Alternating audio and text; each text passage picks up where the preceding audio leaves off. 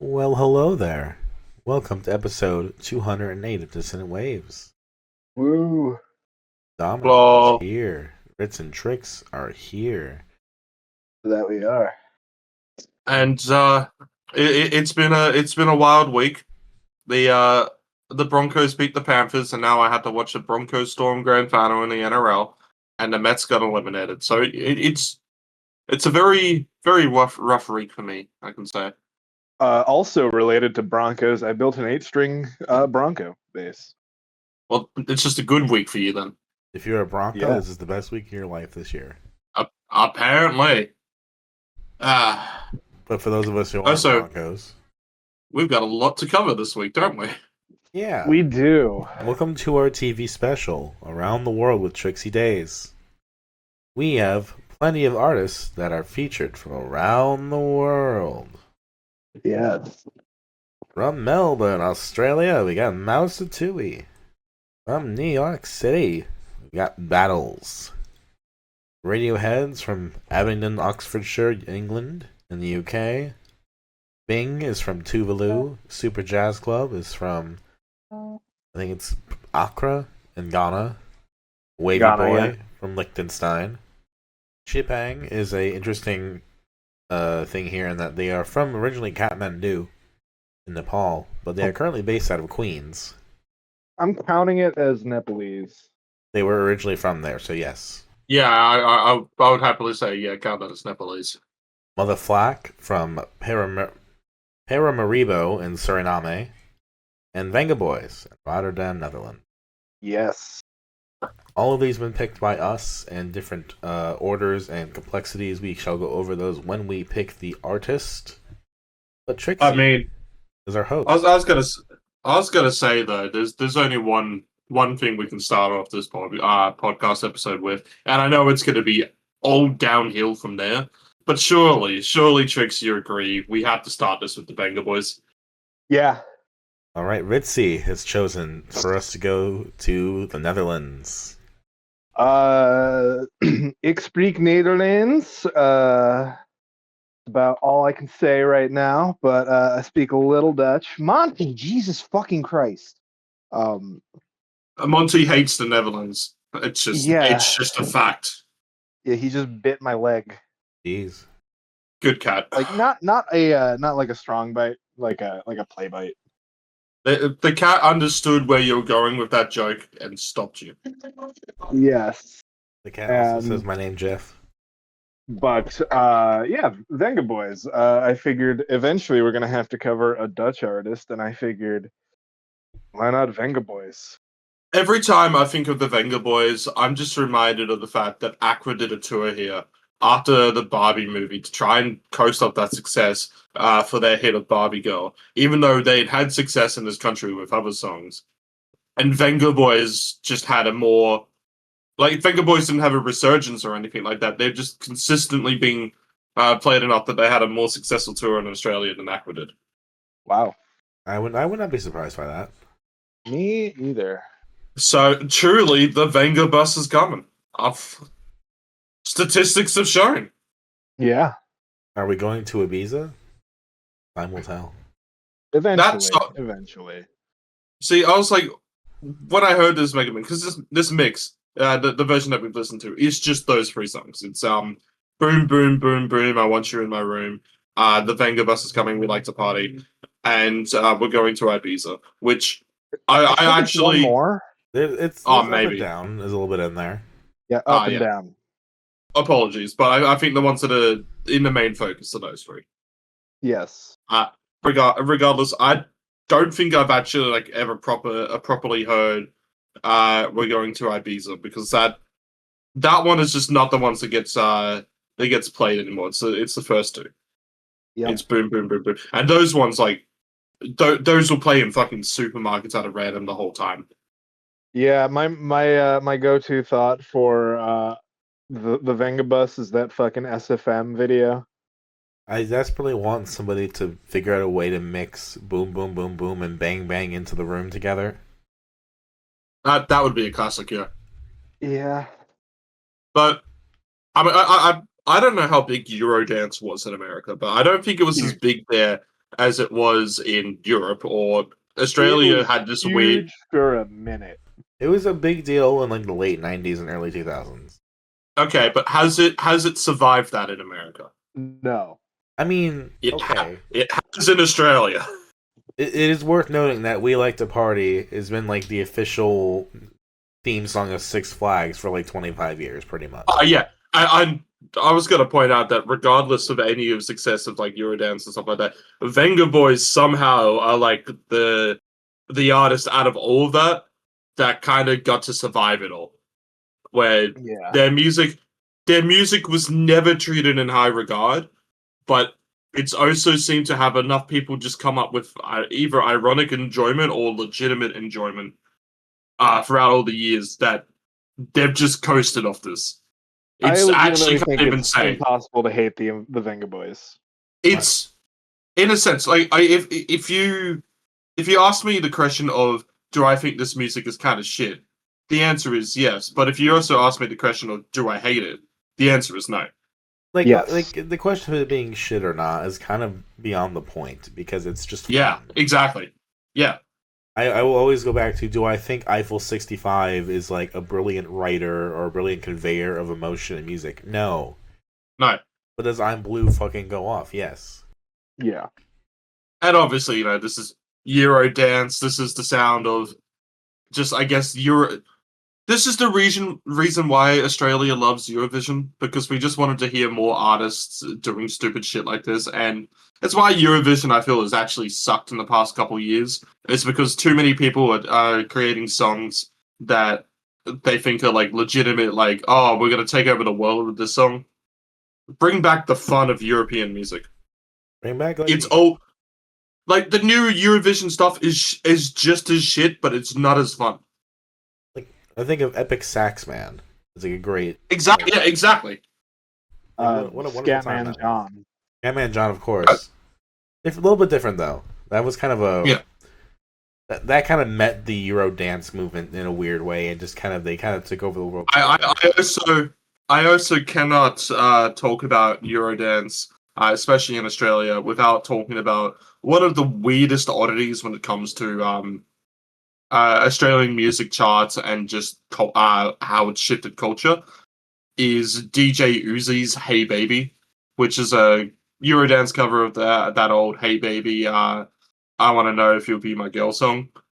That was a #1 hit here, and it's become a crowd chant that when like things go quiet or anything in sports games and concerts and all that, everybody will just start singing out "Hey Baby" in unison. That's fun. I would like to point It's an to, actual cultural aspect of Australia. for the bigness of Eurodance. I point to the fact that Blackmore's Night, Richie Blackmore's band, Father of Heavy Metal, one of them, Uncle of Heavy Metal, covered a Rednecks song at one point. Incredible. Rednecks, of course, being Cotton Eye Joe. Wonderful. I do wonder if this is something that's largely limited to people that were alive in that era. I was not alive during that era. But you were alive enough for like the 2000s version of Eurodance craze. Kind of, yeah. I mean, truly, when I think about what was the popular sound back when I was like in kindergarten and stuff like that, yeah, Eurodance was that kind of big. Here's the stuff that's playing fucking everywhere. I'm actually just now looking at the discography, see if I can see exactly what what they're kind of charting on. I'm just looking at them, just like it shows on the Wikipedia an Australia tour, and then playing fucking Hornsby RSL, and all I can think of how funny it is that they played Hornsby RSL. But let's see, can we get the singles out here? Check that. Okay, so in the US, they only charted with "We Like to Party" and "Boom Boom Boom Boom." This is an actual charting, doesn't mean that people haven't heard it regardless. Whilst obviously in Netherlands they had been charting beforehand, but you notice just like in all these European countries and Australia how high these songs are charting, and then despite this having that cultural relevance in the United States, it just didn't chart anywhere near as that high. No, but there was a weird cultural penetration of a lot of this stuff, I think, in that Yeah. for us, I feel like a lot of like school dances and like things like that got codified around the songs you would hear in like the 90s.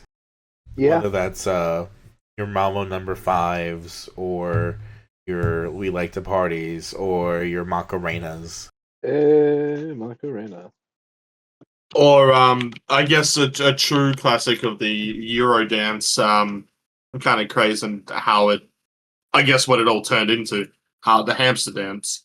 Of course, the It isn't. ultimate one. Yeah, Which, I don't isn't think that a fucking like Disney song sped up? Yeah, I think it is, and it's like Canadian or something. But and still that, or despite it like not actually being Eurodance, it's definitely something that comes through that craze. Heavily Yeah. inspired by. It's like the meme version of it at the time. Yeah, Like, But you just can't hate the Vengaboys. There's nothing better Nah. than when you're a kid and the radio is on and they're playing something like this. it's definitely not that type of music that I ever personally go out of my way to listen to, and it can quite easily give you the shits when you hear it constantly and constantly, and when it gets a bit too overdone as a joke. But it does come back around, and I'll tell you what: there's nothing funnier than when someone makes a Counter-Strike frag movie and does boom, boom, boom, boom, or We Like to Party as the fucking music behind it. Yeah. It's good shit. Yeah, it's hard to really love, but Eurodance is like, and I think at some point I will probably have to bring up an artist that was popular, but like wasn't popular in the US, which DJ Utsi is one of those. By the way, because I just looked at the discography, and yeah, unsurprisingly, no charting in the US. Because despite obviously some of these artists and stuff going over there, when it comes to chart performance, Eurodance was not as popular in the US, and that's in that metric. But man, the monoculture about music was so wild at this time with like Eurodance and boy bands and like Britney and all that. Yeah. What a time! And don't forget one of the other things that shaped United States music charting around the early noughties: 9/11 and country. Yeah. That's where the Eurodance started to go away. Yep. Though again, because I posted a picture in the chat, Mr. Six of Six Flags fame was dancing on television screens for many years. I can believe, yeah. And I would like you know. to take a second to just talk about why I chose the Megamix, because I don't know if I'll have another opportunity to. Sure. Yeah. Go ahead. And it's just as simple as I was giving you guys a lot, and I wanted to hit all the highlights, but I didn't want to go too out there with it. I think the Vengaboys is one where we kind of talk about the principle of the Vengaboys rather than the actual artistic output of the Vengaboys. Yes. I think actually going through one of their albums and properly covering it is so against the point anyway. I would be down to do it as a matter of just fuck it, but yeah. And I promise at one point I will break all my traditions of picking the albums that I think I will like and pick a Eurodance album that was popular around here. Good. Because I can tell you what, Eurodance didn't die in this household. Why? Because my fucking partner still keeps playing it in the car. Good. That's like the best thing you told us about Ash. I think I can even one up that. I was fucking hanging with my buddy Gio and his girl there, and her Spotify was connected to the radio, and a fucking Living Tombstone song came on, and she was like singing along to it, and I'm like, what fucking alternate reality am I in right now? Anyway, I think it's pretty obvious there's no favorites or least favorites from a One Megamix. song. Yeah. So, Trix, since I stole this from you, what are we going to go into now? Well, here's the question: are we going west or east from here? Relatively speaking, it's either. You can go anywhere in the world east and end up anywhere else in the world, and vice versa. Well, I feel like I would like to go linearly in one direction or the other, but if you'd like to go all over, like just kind of jigsaw it, we can do that too. Well, if we're gonna go linearly in one direction, let's go due west and talk about Radiohead. All right, sure. Or here's what I have to say about Radiohead. Yawn. I'm done. Yeah, so Dominic, you know how you said you added this on because it's like, well, it's more Radiohead. We've got to do more Radiohead. Yeah. There's no Muse. There's no Muse. Whenever Muse puts out a new thing, we'll have Muse. But it's like, okay, well, fine. It's just live versions of Hail to the Thief songs.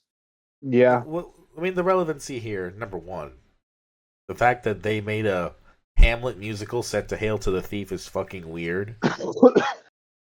So that on its own is just fucking strange. And then this kind of being, I think, their way of grappling with that album specifically and being like, okay, here's a more cut down version that may be more satisfactory. Yawn. I think in those two realms, it's interesting, but kind of a footnote for this week. It's a massive footnote. Like Yeah. it's a case of like what can I actually really say, because I don't hear enough differences between live versions or anything. I don't know. Obviously, you can hear what's a live version, what's a studio version, but just structurally of the songs, like it seems like it would have been a good concert to be at. Don't get me fucking wrong about that, but yeah, I'm not like a yawn on this. It's not like this was a hard to listen to album. It was, it's Hail to the Thief. Hail to the Thief's a good album, and that era is a good era of Radiohead. I know it's not exactly like Hail to the Thief, but you get what I mean. I like the concept of shortening the album, making it a little bit more listenable. Yeah, but Yeah. I just don't think it's an interesting enough real.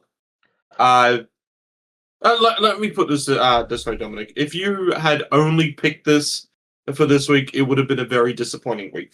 Yes, Very much so. I also understand that. So that's why I had to throw something else in there as well, and we'll get to that when we get to that. Yeah, we will. Yes, we will. But in terms of seeming as we have so much Radiohead context at this point, we've listened to a lot of live albums, so it's not even an introduction to that. And yeah, so as you say, there's the Hamlet production of that, which is probably the most interesting part of it. But it also doesn't really translate that well into the actual album that we're listening to. No. It becomes really kind of a why bother? Why did we pick this? Because there's nothing to hate. There's no like, oh, look at a downfall or anything which could be worth talking about. Which not praying for a downfall or anything here, but just putting that as an. I'm praying for Tom York's downfall. I'll probably have it in next year anyway. It is very strange, very coincidental, of course, that after 9 years of nothing, we do get this. I just want to point out with the Tom York downfall tricks. But let's not forget that Tom York was had the classic take on Israel Palestine of I am running out of ways to make this about me. Yeah. I still think of that meme that's like Tom York dedicates 37-minute version of every piece in its right place to the current Israel-Palestine border. Yep. That's so stupid. Jesus Christ. Let me see if I can find that. But yeah. While you guys talk about it. There's not really much else to say other than like I think the performances are solid. And they are, yes. I'm glad that they put out something because I think ending it on Moon-Shaped Pool I guess felt final, but after years of putting out like extended versions of their albums and whatnot, having at least a new live album, their second live album ever, really, it's something. I don't have a favorite or least favorite on this because nothing's really stands out enough differently. The good songs on the album are still the good songs on the album. Yeah, that's it. That's it. And it feels less. I'm just tired of Radiohead. That's fine. And it feels less bloated than the actual album does because there are 2 less songs. Which means, some of the pus has been drained a little bit. I stand by what I thought the better album was that week. Which Muse album was that? No, that was something else, Trix, but we'll move on to what's more west of Radiohead. Dominic's next pick. All right. Battles. Battles Mirrored, their debut album. This was a album that's been recommended to me many times, and I put it on, and I realized I've heard this. Heard this at work many, many times. Like, weirdly baked into my head to the point where I completely forgot about it until I heard it again. I'm like, oh my god, I remember so much of this.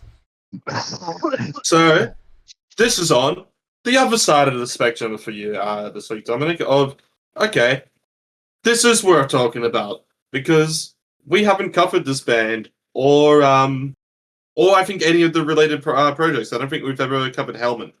No. Oh, they're related to Helmet? Yes. The drummer from Helmet, I'm pretty sure, is one of the members of this duo. Yes. Shit, I like Helmet. Yeah. John Stainer. Basically an instrumental album here. I don't think there's actually any lyrics on this one. I could be wrong. It might be one or two songs. Some vocal. Yeah, the vocal squabbles. stems. Yeah. Yeah, but then they're not really like lyrics or anything like that. It's purely just an instrumental math rock album, which is also a genre that we haven't really touched that much, surprisingly. Imagine the people I must have worked with where the rotation at the secondhand store is Devin Townsend, that Nightfall in the Middle Earth record, and this. We will never be covering the... 1 out of 3 ain't bad. We will never be covering the country Christmas music album that almost caused me to kill myself. Do not worry. But no, this is a really nice. What? This is. Let's get off Suicide for a second here, folks. Talk about battles. This is a really lovely listen. Yeah. It's a very loopy type of sound. You know, compare it back to Talking Heads. With the opening song with that one, where they had the kind of instrumentation that's looping, but it's all kind of, that live playing kind of thing. And that's what it feels like it happens a lot in this album. Like, they find interesting little like you said, loops or little moments that they can kind of expand on and kind of bring back. Yeah. It's a very sonic tonal record. It's not a like. It's very layered as kind of album. It's hard to describe in words in a way because there are no words, but also because like unless you're able to recreate what these sounds are, it's hard to like talk about. Yeah. But it all works in its favor because it's a pretty easy album to just put on. No, I'm not going to say that every single a moment on this will get you kind of like moving or dancing or vibing, but it feels like if one idea doesn't work, at least like the next one will. Yeah. You want some like fun little like vocal kind of like pronouncements. There are some that are there, some like weird guitar tones. There are some that are there. Some weird like groovy synth patterns are there. Yeah. It feels like a fun experiment, and it's not even that avant-garde or anything. It's actually a really accessible album. I know there are a lot of people who, whilst Trix is dying from the bong rip, there are a lot of people who aren't into this type of sound. Some people get bored quite easily by repetition, but I don't think this ever falls into that trap.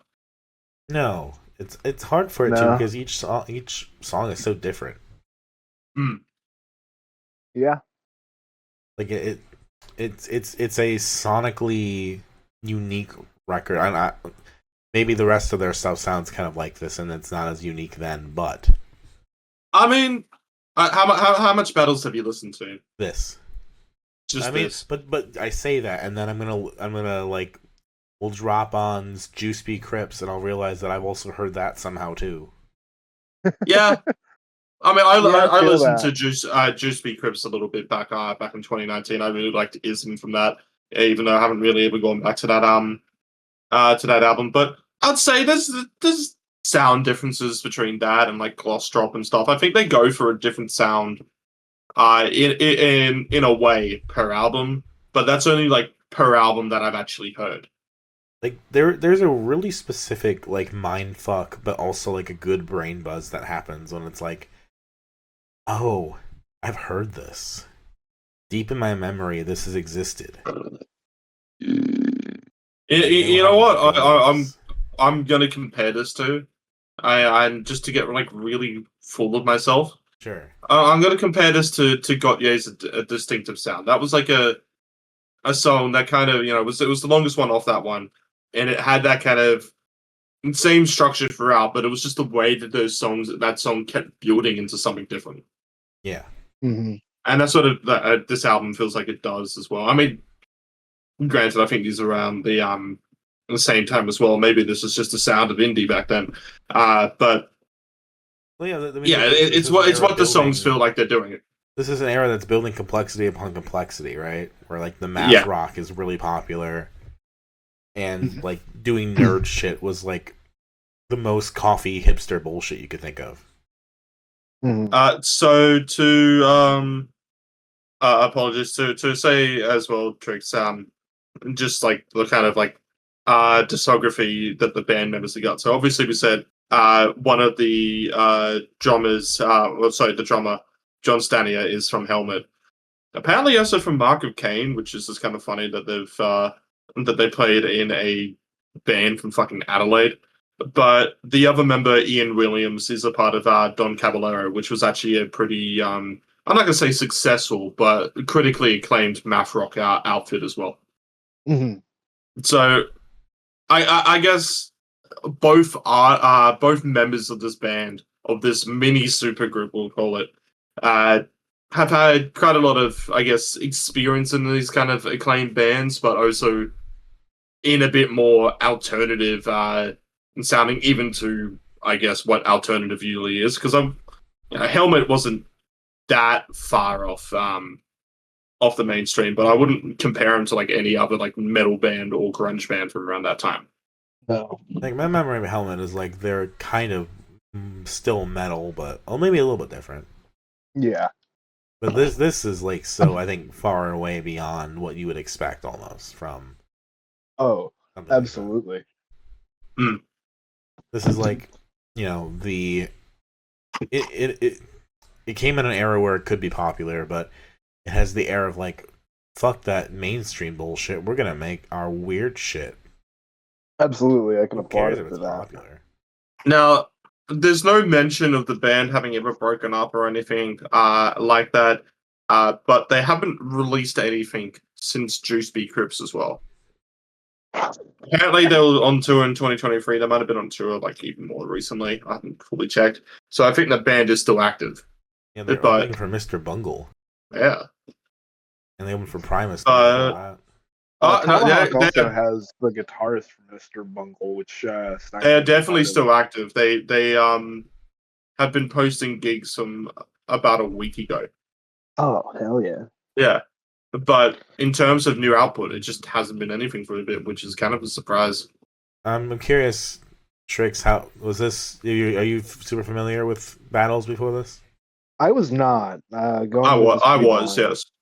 I was in the kitchen. I'm curious. This was actually pretty great. Yeah, it's good work music. Yeah. Oh shit. The drums in it are just fucking like perfect. Oh, Juice Be Crips has tune yards. That is correct. I keep John forgetting Anderson. That. And Shabazz Palace. What the fuck? The Juice Be Crips was a bit more of a collaborative album. Oh shit! We need to do that. Oh fuck! They were the opening act on the Primus Rush tour. Fuck, that was gone off. Yeah. Like Primus doing Rush, hell yeah. This opening for it, hell yeah. Yeah. It's like a stack of hell yes. Hell yeah. Yeah, this is a good album. This is the redemption there, Dominic. You've passed this week. Congratulations. I can only say that it was planned this way, so thank you. A favorite to me, I would say I can't pronounce it, Tij at the end, and Atlas are probably my favorites.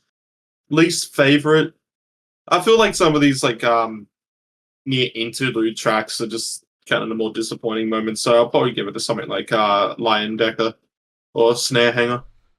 I'm pulling it up right now. My favorite's probably Rainbow, because the Rainbow has that really nice vocal thing towards the end.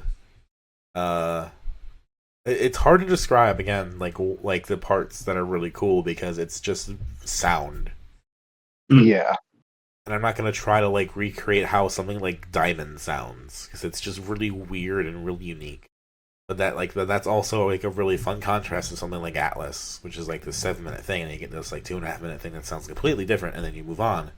And there's such a nice whiplash to that of like sounds and sound. It's a good just like a cheese sandwichy, brain buzzy little thing. It's not even little. It's a 50-minute record, but you know what I mean. Yeah. So like I like Tij. I do like Lion Decker as well. I think his favorite's probably like the opener or the closer. Race in, race out. One of them. Yeah. Favorites for me, probably Atlas and Tonto.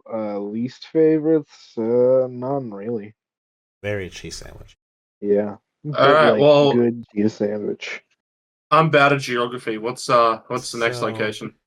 I think the next logical location would be Suriname, or is that how you pronounce it? I believe so. With Mother Flac. Yeah.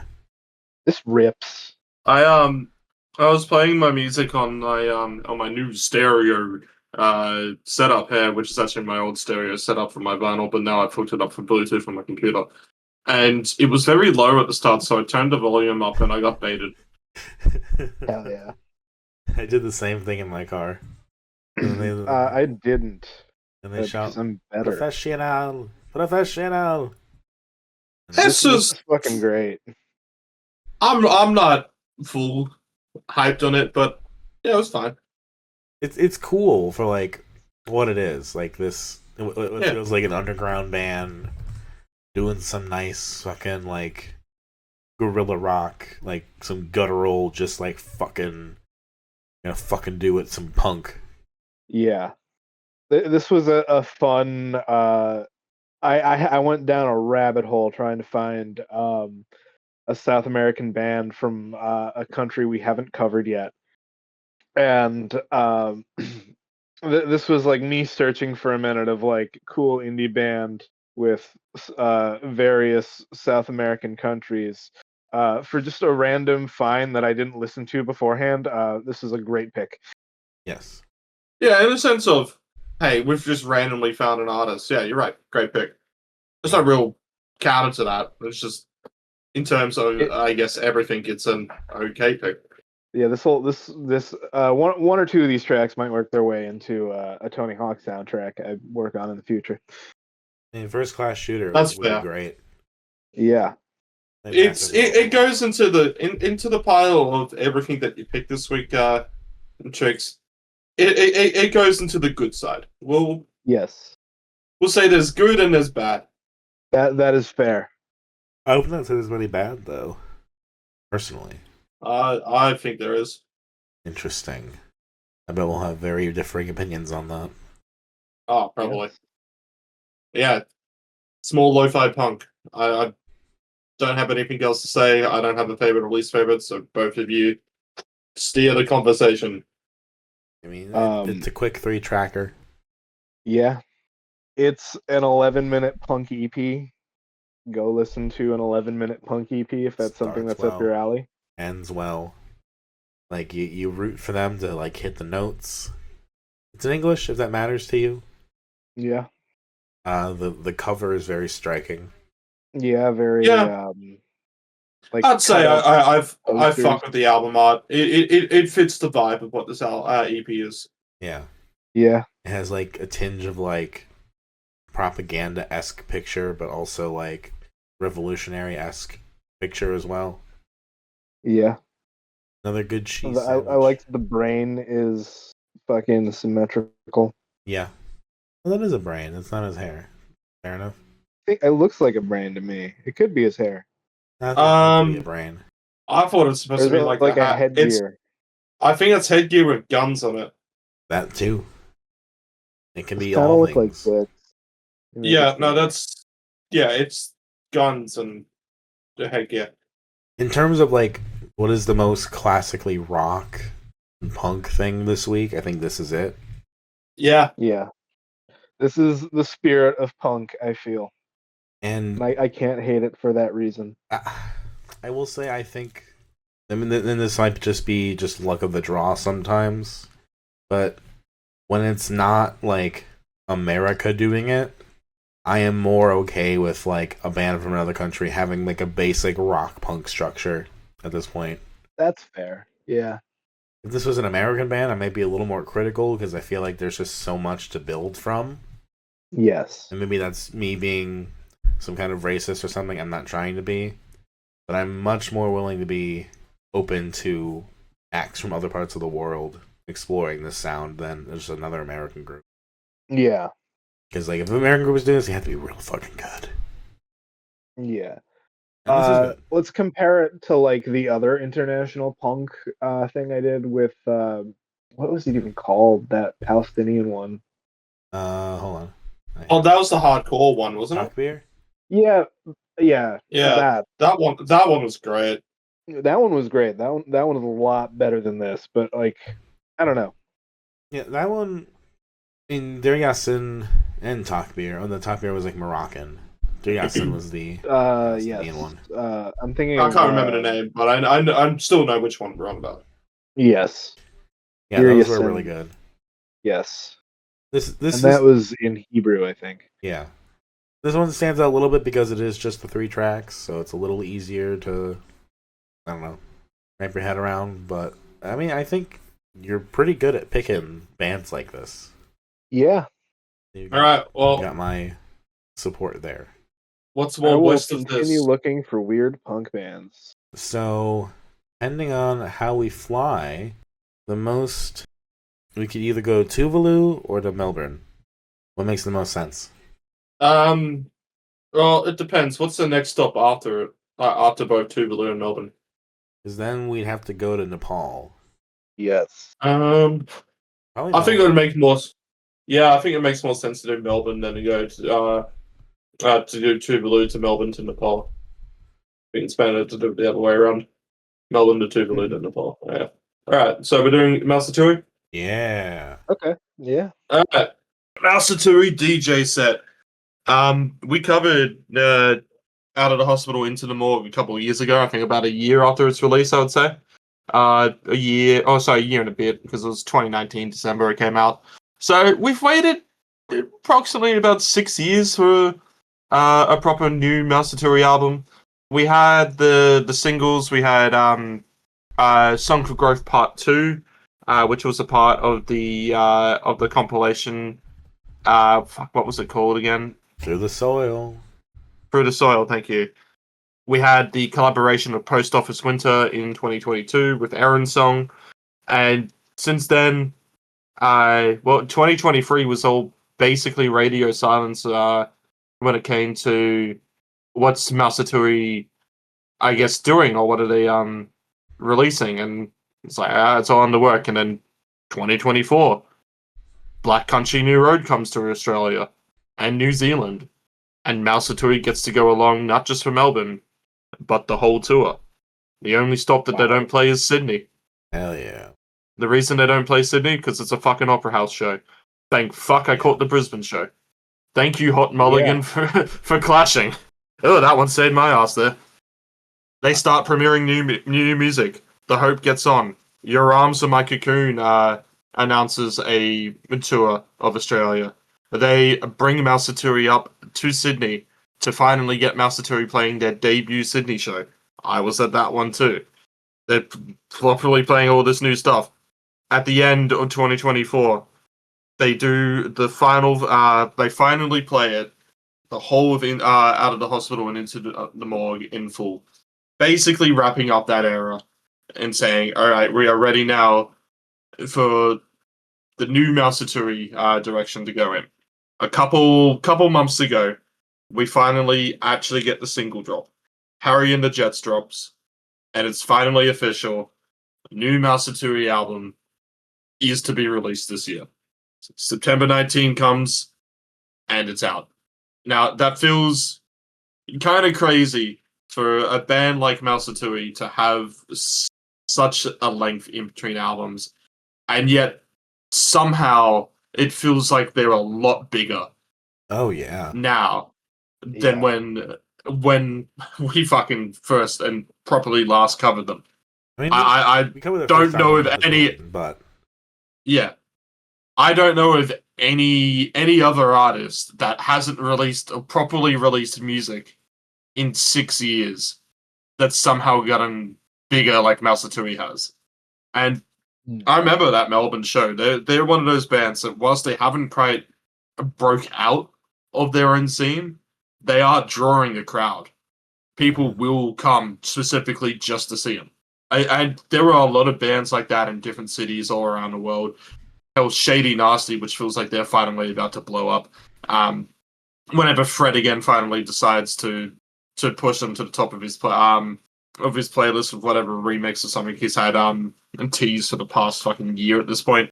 But that was the band that it feels also was just blowing up in Sydney and nowhere else. And that's the kind of comparison that I can make here. So it's a very small band, and for the majority of people in the world, this feels like a non-event. But for those who are in the know, it's a big deal. I mean, and that's the backstory. To chase this down, you first found this in the Oz Music server, didn't you? Yes, where I'm pretty sure Harry came in just to ask, hey, where was this music video filmed? And it was the music video for Grinspoon's Just Dayze. And the answer was Museum Station, not Flinders Street, Harry. And then he ended up talking about his music at some point. And look, if you take a look at all the online discourse, wasn't the only place that Harry had done that. Harry had definitely put the album into the right places online. Sure. Yeah. But there for it to get that popularity overseas in those terminally online crowds, it can only come from him going to the right places. And you got to promote shit. But there's something special about the way it was done that makes it feel more personal. It doesn't feel like it was ever forced down our throats. Right. No. Yes. And so it feels like a natural, cultivated growth. It's exciting. I will now apologize. I did not watch the Mike and Melissa short, but I will make sure I did not do that either. soon. That was a joke. Neither of you did actually have to watch that. That was just the context for, I guess, the song, just to make sure that everybody can understand that this band will still, despite all of this, never beat the terminally online allegations. That's fine. No. I'm still impressed with how many musicians there are. So it's now come to time for us to finally talk about this album. And there are many times where I talk about a bait and switch. And I'm going to describe this bait and switch here, in which the first two songs off this album baited me into thinking that, oh shit, this might not be that great. And then Mike and Melissa comes on, and somehow I don't think Mike and Melissa is the worst song from There and There, but just the quality that is brought up by that song, it just doesn't dip from there. It is a fantastic album. It's good. From that point of the album it's to the end. Good. Yes. This is a great folky album. It's got that, like, Sufjan Stevens gentleness. It's got some of that microphone's DIY fuzz. It's tuned so well to, like, meet a lot of those moments. It's got, like, the bigger swells of, like, look how far we've come, right? Yeah. It's got... And I'll put out just as well, because I want to talk about everything I love about this album, but I just want to put out everything that I don't love at the start, just so I can get it out of the way. And really, my gripe with it is just Song for Growth. in which without Song for Growth Part 2, there's no reason for it to exist. Even Tom's Lament feels a completely irrelevant kind of aspect, seeming as its payoff is Song for Growth. And I feel like if we just got rid of that song, this would be gunning for near a 10 out of 10 album. I guess. Which is a harsh thing to say, and I apologize for saying it, but I feel that that's the moment where if there's anything that just didn't pay off or didn't have any relevancy to this album, it's just that that moment. I feel like there's a way to make that instrumental opening, Tom's Lament, better flow into Mike and Melissa, and we're golden from there. Especially since I would say Song for Growth into Mike Melissa is like the only real moment where I don't think there's good flow. See, I think Tom's Lament's probably my least favorite as well, but I also still like it because it reminds me the most of Illinois by Sufjan Stevens. Well, as an actual instrumental song, and as a song by itself, yes, Tom's Lament is great. It's but in the context of the album, yeah. But then, for Mike and Melissa, there's so much creativity that's happening for this fucking record. Yeah. Yeah. It's like my favorite ending of a record this year. I've had many people describe it as a Sopranos ending. it is, but it's so much better. Yeah. Yeah. And then, I mean, having the switch ups of the vocalist on Theme from 2021 is a really great payoff as well. That being the kind of like loud moment of the album. It's not to say that this doesn't have other loud moments or kind of build up moments, but I feel like that's kind of like the big ending into the softness is Theme from 2021. Yeah.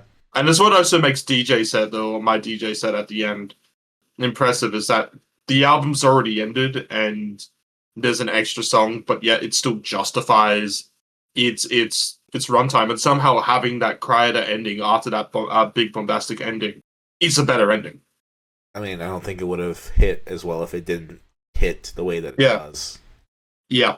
I think that's what makes it especially as good as it is, but like that's like one of those moments that's gonna just stick with me for a very long time. Mm-hmm. And like for the majority of this year, ever since we covered Ringlets, I had been saying like, okay, that's probably my album of the year, but now I genuinely have the discussion to go, okay, what the fuck is my album of the year? Because this is gunning for it. I'm not just saying that out of suck up, although I will be a complete suck up, Mouseatouille, in which there is just a lot of fucking moments on this album that are genuinely impressive. Letters as well, being that kind of that switch up and that contrast that makes what is basically two songs in one there. But that's also the moment where it goes loud, yeah, right? And that works for that. Yeah, song. it's a 3-minute song that's a two-parter, or Demo's like not going to beat the Neutral Milk Hotel allegations. Is having the instrumental track, which basically just closes off the previous one. With Today Will Be the Greatest Day of Our Life into, and then they play Forever. That's also an Illinois kind of an allegation as well. And Illinois, yeah, as well. Illinois would just do it for 10 seconds. This is like another 3 minutes on top of. Yeah. Mm-hmm. It still works. But it just feels justified to be there. I feel like there's a lot of like that's one of those songs that it feels like if it wasn't played in the context of the album, or especially how this album has built up, that wouldn't belong, or it would get tiring. But just in its placement in the album is in the perfect location in which having that kind of moment just feels justified. I mean, realistically, it just means that the song's a 9-minute song cut up into two. Yeah, as well. The two singles off this as well, Harry and the Jets and Dog Show, have some really great instrumentation that we're backing them up, which is what has led to some hype for this album as well. And Dog Show as well, basically, again, another one of those tracks that has the two parts of it. One is just the opening with the lyricism, and then the rest of it just being an instrumental track. And the instrumentation on it is just so good. It's so the production in this album, like from that moment where it just, I guess that's one of the other reasons I probably don't like Song for Growth is I feel like the production on it doesn't really get to shine with just how overly dragged on it feels. It feels too clean. It feels nothing, and just the rest of it has this kind of edge to it Sure. that Mhm. somehow all the instruments are still popping through. That's also kind of the growing pains of having the album take this long, right? Yeah. Yes. Well, I was there for the listening party, and "Song for Growth Part 2", according to the live chat, was seemingly supposed to be on this album, which means that yes, they've been probably working on this album for about fucking 5 years at this point. And like, go back to Song for Growth Part 2, the production evolution is so stark. Mm. Like that is still a DIY, like, in your bedroom pop kind of thing. Mm. And this is like a Yeah. full-blown studio fucking people coming in, people going. Like, I love the way the band is constantly set up with, like, there's so many people, yet there's a core, but yet there's so much more. Like, it's a collective of musicians coming in and doing And a big reminder is that when you have all these instruments, especially when people are only tied to as much instruments as they are, I think the most impressive thing about all of their songwriting is that it's just still somehow so simple. It's never at any moment could you say a song is overcrowded. Yes, correct. No. There are many moments of just gentleness and just stillness, and like it allows you to sit with it in a way that like some of the stuff we've already talked about, like Neutral Milk and all that, let you do as well.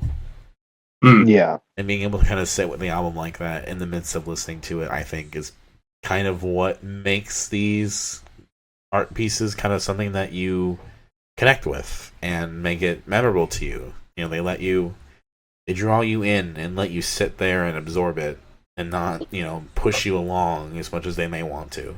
And a big thing I think a lot of artists don't recognize, or a line that you told in fucking high school, primary school even, when it comes to creative writing or making art, is keep it simple, stupid.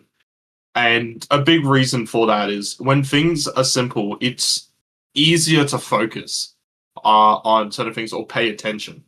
And yes, it's a lot easier when to hide something that's bad by throwing a lot more on top of it and distracting people.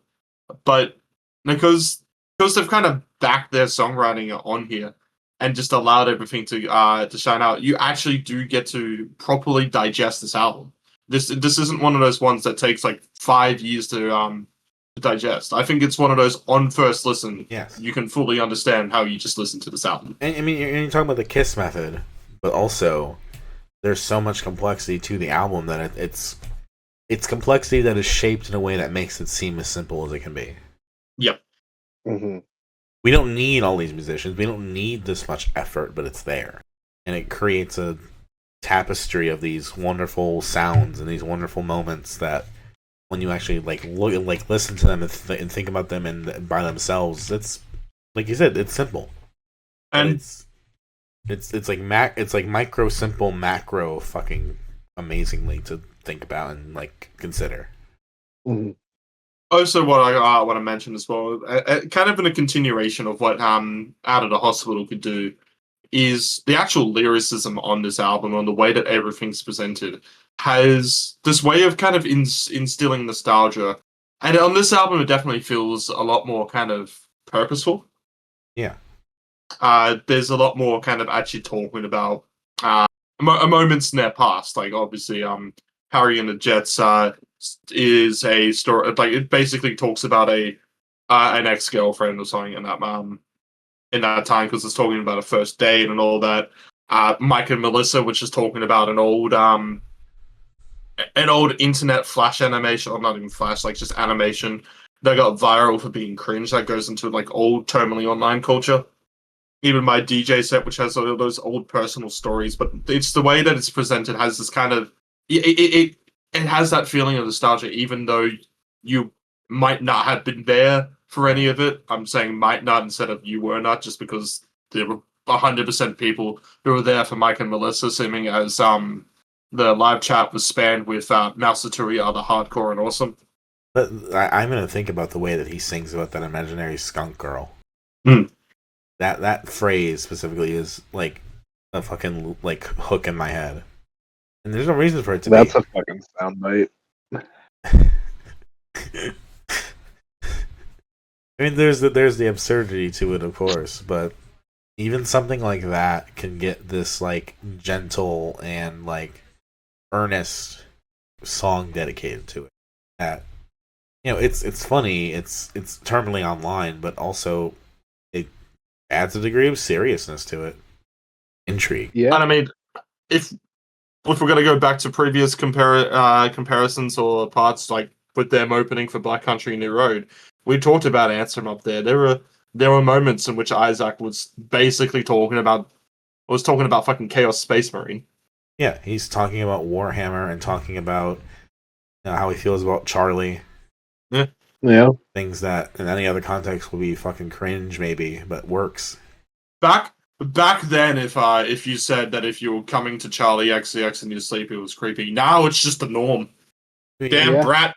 Fucking ahead of his time, maybe. Fucking hell. Incredible. And I'd say Harry's vocals, I don't feel have even actually changed that much since Into the Hospital. I think there's just a lot more confidence on the way that he's been presenting his singing style, which is great because it works really well with the backing instrumentation. There's that that contrast of having this all kind of orchestra and yet this kind of slacker vocals going on. And it makes those louder kind of vocal moments stand out a lot more. It's a true understanding of how to use your vocals. And this may sound, I don't want it to be mean. I don't want it to be demeaning at all. But I like that. I like that they're not perfect. I like that there's been so much growth and there's been so much evolution of the band, but there's still that like DIY callback of like, hey, this is still what this is. And a reminder that not perfect doesn't mean bad. It means there are those little imperfections and everything that makes it feel more real.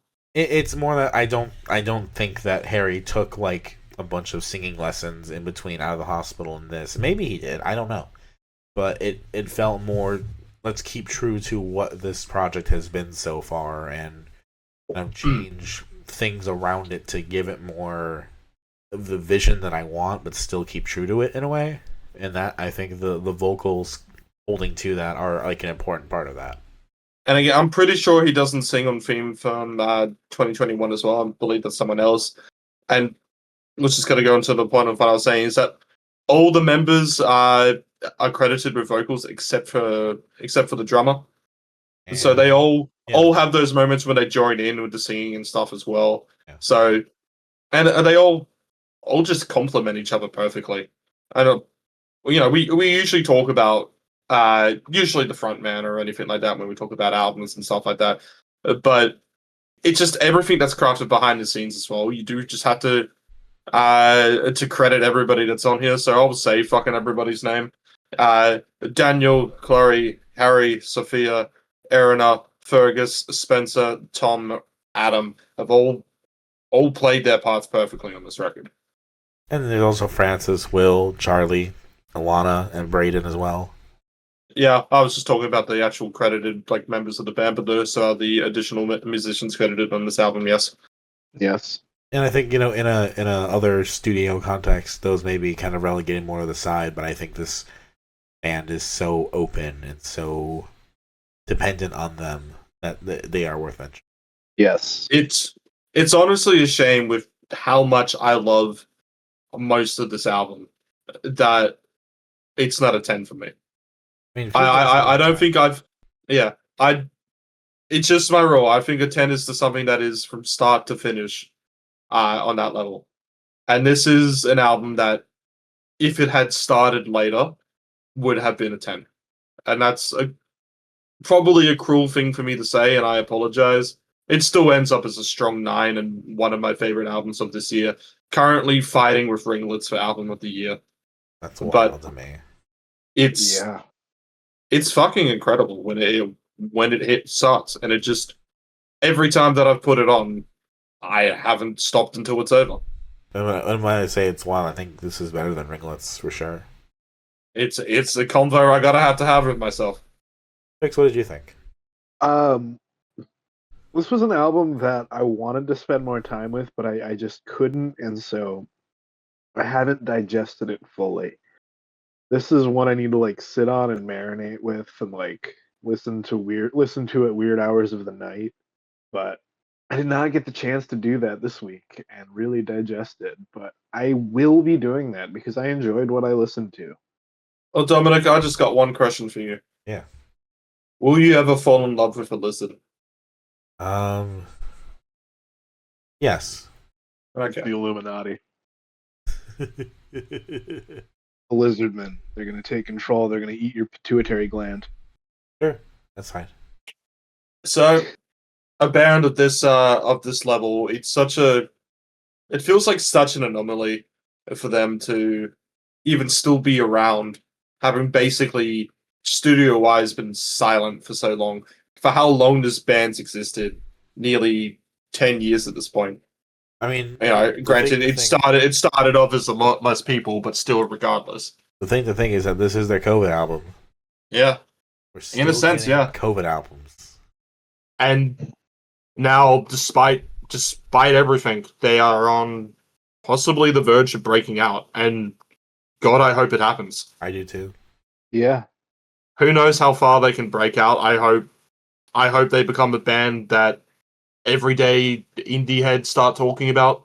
Unfortunately, when it comes to just how music breakout goes, I can't tell you whether or not that will happen. But I mean, they got the cosigns from the artists that everybody else are following. I hope everybody decides to like, hey, yeah, listen to this.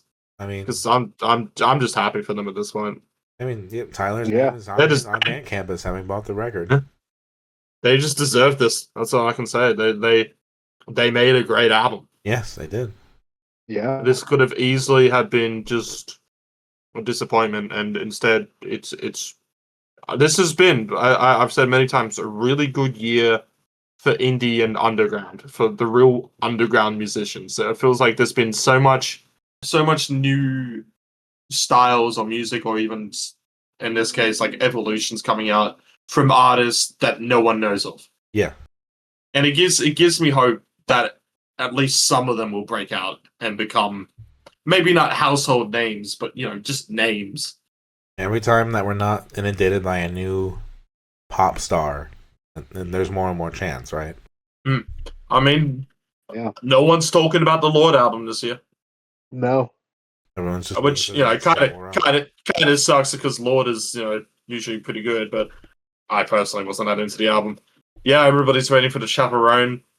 I feel like when the Taylor Swift album gets released, that's probably gonna be like on everybody's Reddit pages because all the fucking stands and shit can't shut up. I feel like even the Gaga album kind of came and went. Like Abracadabra stuck on, but that's it. I mean, I know I'm a fucking like absolute wanker when it comes to all this shit and a pretentious dick, but a world where everybody is talking about the Taylor Swift album instead of the Mouseatouille album, it's just not the world that I like living in. When they were talking about the Taylor Swift album and the Mouseatouille album in the same breath. I could accept that. I could accept that. It's not the world I want, but it's the world I could accept. But it's not the world that we're getting. We will be listening to the new Taylor Swift album. I don't think it's out yet. I don't know when it's out because I've had shockingly little advertising for it come up, and usually it will just always come up because her PR team and whatever is just probably the best PR team out there in the world. So you always got people going like, I can't wait for this date. I can't wait for this date. I can't wait for this date. I don't think I've actually seen the release date once. Here's a conspiracy theory. Would you like to know it? Sure. Go ahead. October 3rd. October 3rd. Oh, it is next week. There you go. Yeah. What's your conspiracy Trix? How many Twitter stands do you think are on payroll? Oh, there's gotta be some. I think Taylor doesn't need to do that anymore, but 100% would have been a time where it was. Yeah. Katy Perry definitely has at least 50% on the payroll. Now you don't really need that when you have AI, but yeah. I would consider that on the payroll. Yeah. Fair enough then a bunch. But that's it. I have been to a drag night all about Taylor Swift, so who am I to say? I think there would have been a period, probably like Reputation era, where there would have been paid or fake Taylor stands on Twitter. I don't think there's any need for it anymore. No. But the greatest period, the yeah, I was gonna biggest say, meathead in the U.S. the greatest the greatest Reddit moment this year is got to go to r/Gayla Swift having a full meltdown because the person that they kept fantasizing was gay decided to get married to a guy. It's just that's a level of just people say terminally balls are online. like a compass to my heart. I don't I was know gonna if you say guys like have seen that Montessori boy sketch. nah. I'll Well, people post have called later. it like a very terminally online, but I think it beats terminally online. I think it's just a true kind of celebrity parasocialness that just is insane. Where they legitimately believed that Taylor was giving out secret hints like every 2 weeks about her being a lesbian. Ritz, Yeah. I have lived through the Tumblr years of One Direction. I am well aware how deep these people fucking go. Yeah, that is true. Straight And let's not forget one of the most classic shipping fandoms of all time, Supernatural. Or even just the Larry fandom. Yeah, that's yeah. Fucking, how many gifs have I seen of Louis and Harry interacting in every concert ever? Anyway, Look at the way he brushed his Good hand. album. He obviously cares for him. good album. I'm tired of talking about celebrity stands and fucking Tumblr. We should have known this would get to this when there was a song about Mike and Melissa on here, but that's where we go. Favorites off this, I mean, Mike and Melissa, Harry and the Jets, Dog Show, Letters, theme from 2021, my DJ set. I mean, fuck it, I may as well just say My Love, Today Will Be the Greatest Day of Our Lives, and they played forever as well. What a fucking just streak of songs. That outro, Today Will Be the Greatest Day of Our Lives, I just wanna do the so just like me. Yeah, the last so four songs it's are so an cute. incredible run. The last four are But simply amazing. and it's probably the longest streak of just really fucking good songs off an album for me to not give a 10 out of 10. But I'm sorry, but my least favorite song for Growth. I love the last four songs quite a bit. The rest of it's pretty good too, but I will say Tom's Lament's my least favorite. Cheese sandwich, and I'm going to be spending more time with it. Okay. Well, now we must go to Tuvalu. Yes. You were. I'm going to just insult myself right away. This is, I think, my suggestion. Yeah. One of us, I think, challenged you to find something from Tuvalu. Last time I did the three artists from around the world. Ritz asked me to do something from Tuvalu next time. Yeah. Okay, it was Ritz. Yeah, sounds like something I would have said. Like, I can't remember saying it, but I 100% believe I said that. Yes, that's why I did this. I did Tuvalu specifically. Alright, which one's the Tuvalu one again? Bing. Bing. Bing. Yes. Bing is 2014 Monster Cat music. Yeah. I was going to say, close enough. Welcome back, Rufus the Soul. I also thought it was very Resi. For had a new Res project going, I wouldn't mind Bing having a track on there. I mean, I was never quite into Monster Cat music, but like I was, into enough of its contemporaries and stuff like that around that time that I can't hate this sound. It's a bit of a fun nostalgia. Yeah, you know what, Bing, you can go into the good pile. You're fine. Yeah. I'm not my favorite by any stretch of the week of even the things that we're listening to this week. But yeah, you're fine. But come on, join the pile. Join the pile. Come on. Absolutely. Have fun. Yeah, 2 tracks here. Be just we're enjoying a fun little single.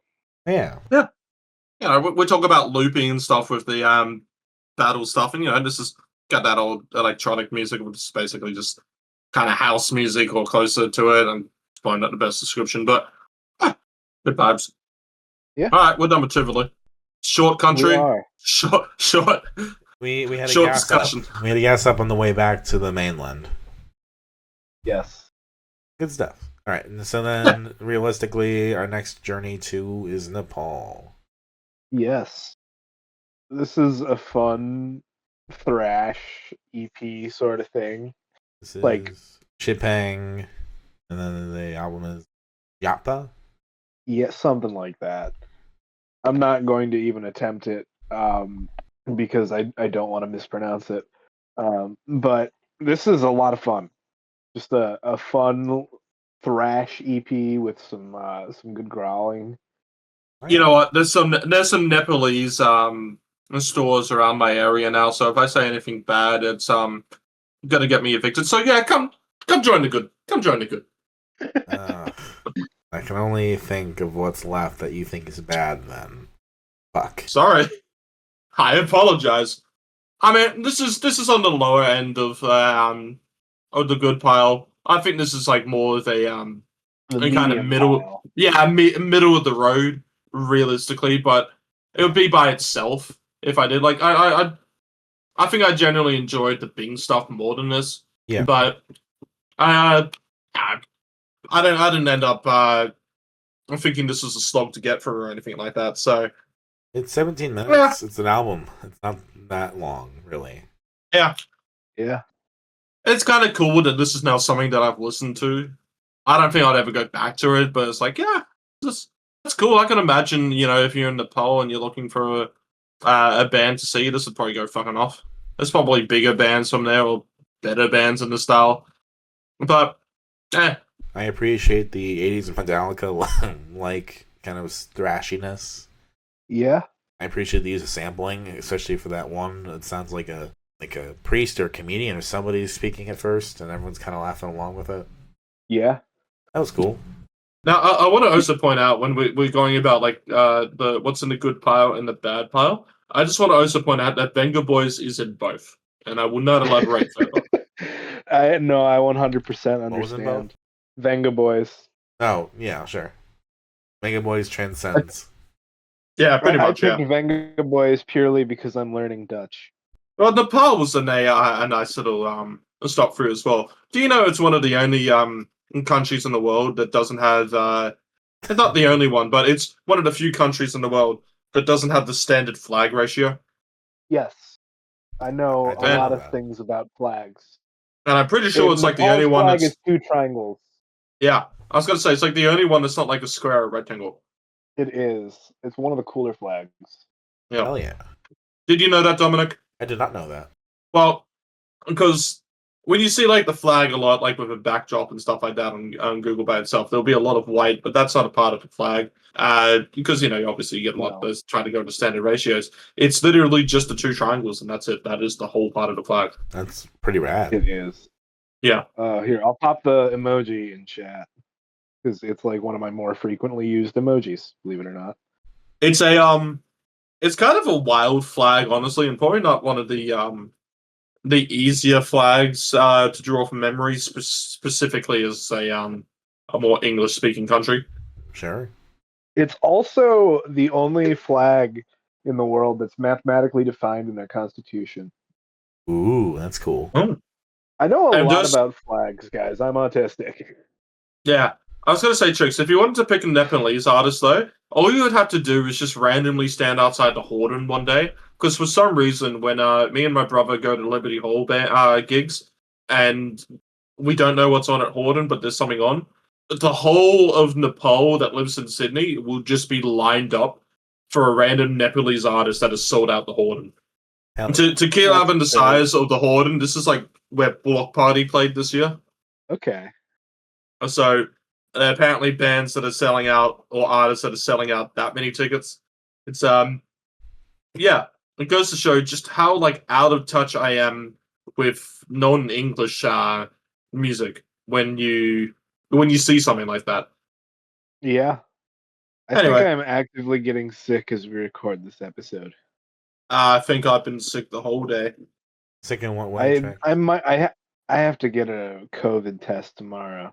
Oh no. Anyways, do we want to do favorites, least favorites, or is this just kind of a Fuck if I can. This is a nice cheese sandwichy. This is a blender. I'll Blender. straight up say it. It's a Yeah. blender. All right. Wonder, What's- but still fine. Yeah. What's west of Nepal? Well, let's see. Enter Nepal. Is it Lichtenstein or is it Ghana? Oh, I mean, probably Ghana would be the next place to go. I will pull up a map. Well, because then if we want to complete the loop, right? So then we go to Lichtenstein, and that brings us closer to Yeah, but Netherlands. will we be going east? Is my question. I mean, we've already kind of gone west to east, going from Melbourne to Tuvalu, but it doesn't matter. Yeah, Yeah. that's fair. Yeah, let's go to let's talk this Ghanaian group, Super Jazz Deluxe or Super Jazz Club. Yeah. I'm sorry. Yeah, I'm sorry, Dominic. I know you're gonna be disappointed. I was bored. Bad pile. I'm with Ritz. I enjoyed this. This is cool. I mean, was it the most enjoyable of the bunch? No, but I like the beat. I like the styles of it.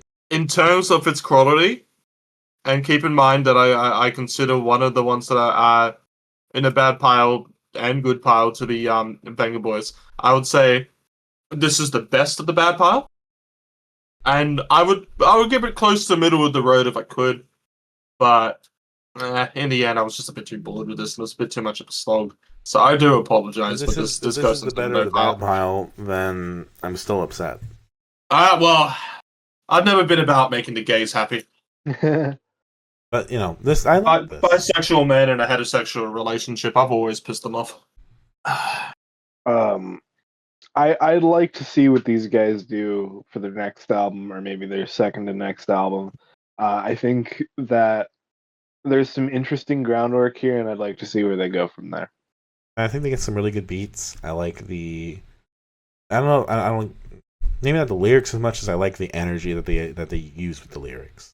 I think there's It some felt really like- cool things. Yeah. Since I'm on the terms of I've already pissed off Dominic, it sounded like Budget Witch. Budget Witch? We intend to cause havoc. Oh right. Yeah. Nah. That's interesting, the comparison, but no, I was thinking more of no, maybe you're right. Maybe you're I don't know. What it felt like to me was kind of like they got somebody American somewhere in the group to like give them some beats. Because some of the beats sounded kind of Kendrick-y a little bit, but Yeah. and that's more of me talking in a general sense. I think they're much more unique and more on their own than just it's just it's just Witch or it's just Kendrick sampling, whatever. It's not any of that. But I don't know. This was interesting. I can't even. I'm struggling to recall how the songs go right now, but It just didn't do enough to get my attention, and that's just really all I can really say. I don't think it's really actually a bad release. I just think it's not doing anything to kind of justify discussion. so No. to stand out in the bunch. Yeah. I picked a lot this week. You did. All right, well, Well, we're finishing off now. Correct me if I'm wrong, Trix, but is Liechtenstein one of the richest in that sense countries in the world? I think so. and I believe it is. And isn't it crazy? Isn't it crazy that the sound of the industry plant still manages to get over there? Yeah. It definitely. This is definitely industry planty with wavvyboi. I'm sorry, Dominic. We've killed him. I don't hate it, but like it's industry planty. Well, so explain what you mean. This is a very now. I actually have no idea who wavvyboi is or what their history is or anything like that. And we'll put the meme of Liechtenstein being a rich a rich country and stuff aside like that. And yeah, it's definitely a joke. So I will actually throw out any actual claims that this person is an industry plant. But in terms of the music hearing here, there is a lot of really clean production that's going on in this. Yes. And with it, there also feels like a lot of fix-ups that have had to have been done that might not have been artistic styling. What do you mean by that? Like they had Like I can hear moments of like the kind of what's the word? Auto-tune that can happen in there, which don't feel like they've done anything to actually fix the song up or like change how the direction goes in there. I think there's just a lot of kind of very for something that I wanted to be a lot more interesting, especially with the kind of vibe that they are pulling off in it. I felt all in all just very kind of not as bad as Focus Group or anything like that. But it didn't feel like any kind of personality was actually shining through the music. Okay. Mm-hmm. I mean, And that's what I mean. That's what I mean, comparing that to like industry plant music. I will admit, I thought this was the most mainstream of the bunch that Trix picked. Yes. But I was also just like, as somebody who took several years of German, whose German has faded somewhat, I was very compelled by how much German I did or did not know in any given song. So I think I kind of gravitated to this album specifically just because I was listening to it very intently. But also, That's fair. The wavvyboi is pretty, so there's also that. Yeah. I Queer artist. Yeah. Dominic, I think we have gone through enough of your history to know that you can find someone pretty without them being a talented artist. He is exactly Ritz's age. I mean, Dominic, I'm right here. You could just. When's your next album coming out, Ritz? Yeah, true. Fuck, actually. Yeah, fuck. Never mind. Never mind. Go back to wavvyboi. I have stuff that I should release, but I won't. I do think it's a little presumptuous to put the demo of the song also on the album. Yeah. Like, Halloween's a fine, sure, but I don't know. I was more drawn to Licht or like Feuer Nice. Yeah. I mean, I'd put the start of this with Lit to probably be the better moments where I probably had a bit more hope for this, but just by the end of it, I was just completely disappointed. This could have sounded like anything else, but it ends up sounding like everything else. I saw somewhere someone talking about how wavvyboi constructs a soundscape that blah blah blah blah blah, kind of just a lot of words, and I was kind of reminded of like, yeah, it does kind of sound like the modern landscape of like kind of depressed beats that. It's more than just a guitar, it's more than just the drums, so it feels more of like a full sound, but it's not quite like a Phil Spector wall of sound. Like if this was used for like a Juice WRLD thing, but it would not be the most surprising. We might have fallen into a curse of like just because something sounds depressing, it means that it's actually deep or it's actually like great art. I feel like that's a whole boom that's been happening since probably about 2018 and stuff like that. With emo rap, Right. it being that whole boom. The whole Juice WRLDs and all things like that.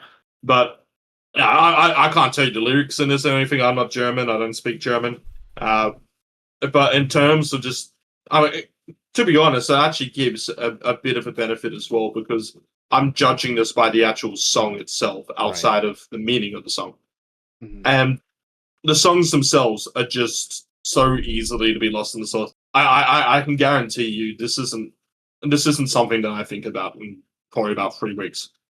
Fair enough. As probably offensive to say, and I apologize. I'm not trying to mean any harm personally to this person, unless they turn out to actually be an industry plant, in which case I do. But I don't think they actually are. No. They've probably. I mean, Lichtenstein. Who knows? I think everyone there is an artist anyway. They probably all just listen to each other. All artists with unique rich parents, and, like incestuous, but they're not. There's not really. I wouldn't say there's like really a scene that's breaking the world open by storm out of Lichtenstein. No. But there are musicians in every country, theoretically. Yeah. And we're going to find that out. Which is why I think this is cool. Like, we not would have heard this if not for this project. So I mean, I think that's fun. Do I actually agree with more of what you're saying than I would care to admit, Ritz? Yes. Ooh, shit. The lesson being that I'm never wrong. But I will come back to this more because of the tantalizing thing of I can almost understand it. It's almost there. My mind is almost translating it all. But for my unfortunate reason of this, I think the least favorite thing that I listened to out of all of Trix's picks was wavvyboi. That's fair. I'm sorry. That being said, I'm not a coward on this one, and we'll give a favor to Liched. Least favorite is actually Halloween, which is why it kind of sucks that there was a demo for it afterwards as well. Hey, at 9 o'clock, this is Halloween. That's what I got out of it. I like Licht. I like Fire and Ice. Blaster was fun. I didn't really care for the intro. seemed like a bit presumptuous, as did the demo. A bit of a blender for me. All right. Well, now we have to do the fun shit of ranking all this. Thanks, Trix. You're welcome. And Dominic, do you want to go first? I gotta think. Give me 1 second. Let's look at this list here. Yeah. Sure. Let me figure this out. I will put probably Chepang at the bottom. Then I will go with Radiohead. Then SuperJazzClub. Then I'll do Bing. Then Vengaboys. wavvyboi. Mother flac. wavvyboi battles Mother flac. Then Mouseatouille at the top. Wow. All right. So I'm gonna try and do this. Least favorite out of all this, I think. Oh, it's a tough one between these two. I think it's wavvyboi at the bottom. And then I'm just gonna put the pointlessness of covering it with Radiohead. I'll put SuperJazzClub and below Radiohead. So that's 3. Then I'm going to put Chepang. Then I'm going to do Mother flac. Then Bing, which means that what is probably actually the favorite out of all the Trix stuff this week to listen to, since it's both in this kind of transcendental way, it's Vengaboys. You can't hate Vengaboys. That's really versus the reality of that Vengaboys one. coming. It is. But then we actually get into some really interesting music, and Battles is just a really good instrumental album that there's enough weeks where it does actually win. There's also a lot of upper weeks where it gets lost in the sauce. I think this is in a good spot for it. And then an album which it's a classic, and it's only come out this year, is the Mouseatouille DJ set. Yeah. Let's see here. I'm at the bottom. I'm going to throw Hail to the Thief live recordings. Then I'm gonna put above that. I'm gonna go wavvyboi, SuperJazzClub, Bing, Mother flac, Vengaboys, Battles, Mouseatouille. Mouseatouille, universal number 1. Yeah. Yeah. It's fucking deserved. Yeah. All right. Well, shit. What are we covering next week? I'll go first. Okay, you go first. I'm doing something easy this week. There's an artist we love to talk about. We've covered so many hours of his work. That's right. We're gonna do the new Mac DeMarco album. That was one of my options this week. It's only 30 minutes. It'll make up for my nightmare of last week. Give me a moment to readjust here. And while Domino takes his moment to readjust, I'm also going to tag on the new Growlers EP, which is really just stuff from the vault that they've reworked. Is it called? I'm looking it up right now. It's not long at all. Oh, because it's also 2025. Feel my funk. Dominic, have you got what you're doing? Because I'm still currently right. looking at mine. Ritz, do you want 1 thing, 2 things, 3 things? Or, sorry, 1 thing, 2 things, or 3 things? 1 thing, 2 things, or 3 things. Is, in the case of if we do 3 things, is that including both of the things? Like, is it basically if I'm choosing These are all separate options. All separate options. Okay, so the album that's in 1 thing is not in 3 things. Correct. 2 things. All right, 2 things. Trix. Yes. Do you want 2 things 1, 2 things 2, or 2 things 3? Go 2 things 3. Okay. My friends. Why do I feel like I made a mistake? Same. No, Trix, I think you'll be excited for this. Oh, I made a mistake. Okay, I get it now. weeks ago, we went on a rabbit hole looking into the life and times of Tony Hawk and his kids. Oh yes, I was thinking about covering this. And he came across Goopy, who is in a band called I've known Food about House. Goopy. Yes. So we're going to cover both Food House albums, because the one's new this year and the other one's from 2020. So you got Food Yes. House and Two House. I picked correct. You'll love this, Ritz. Was there anything, Dominic, that I missed out on picking that you reckon would have been like purely for me? I mean, everything else is stuff I'm going to pick for the rest of the year. Okay, so that'll be spoilers. I got it. Yeah, so just think about the fact that everything else I pick from pretty much here on is stuff that would have been picked if not for this. Cool. Anyway, well, Yeah. I'm gonna pick my Australian pick this week. Is going to be the new Everyday Believer album. Everything is going to be okay. And last week was a whole.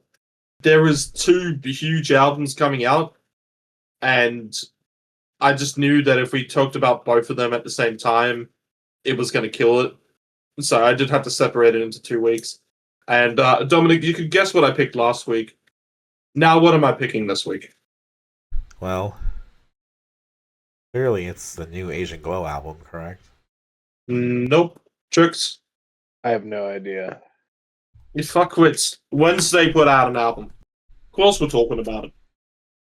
What, do you think we think Wednesday's going to release an album? I'm just going to ignore it? Nah. That means Tuesday released an album. Fuck yeah. Alright, well that's called Tuesday. 100% it would be, yes. There's a band at least called Dayze Tuesday. I can at least confirm that. Says Wednesday bleeds. And Everyday Believer, everything is going to be okay. It's so comforting. Kind of. Maybe. Anyway.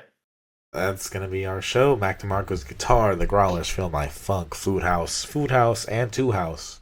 Everyday Believer, everything is going ... to be okay. And Wednesday bleeds. This has been Dissonant Waves. My name is Dominic. You can find my things in the description below. Same with me, and I'm Riddlin. I've been Trix, and you can catch me taking a COVID test tomorrow. Let's hope it's negative. In public. Honestly, yeah, I'll be doing it in the parking lot of the CVS. Trix, I hope it's a girl. So do I. And with that, we'll bid you adieu. Thanks for coming around the world with us. We'll see you next time. Bye-bye. Bye, everyone.